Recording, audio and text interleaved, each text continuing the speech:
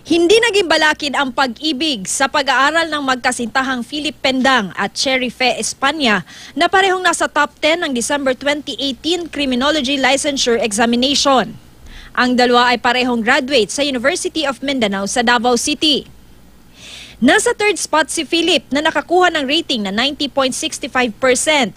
Nasa 7th spot naman si Cherry Fe na nakakuha naman ng 89.85%. Overwhelming yun siya, ma'am, kay kami, although nag-expect nami, pero board exam kay dili siya ma-predict, ma'am, kung saon pa namo gano.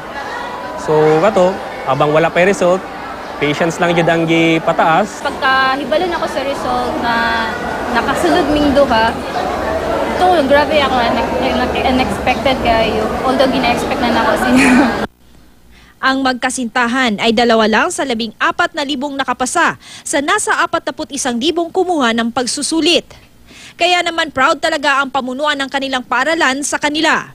We are very proud as a criminology family ng UM na nabigyan kami ng ganon 3rd placer, 7th placer.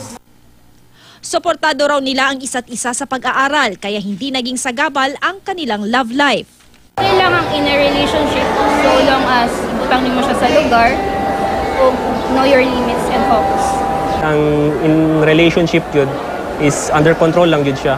And at the same time, nakaset inyo ang goal as a partners kung unsa ba gusto niyo ma-attain.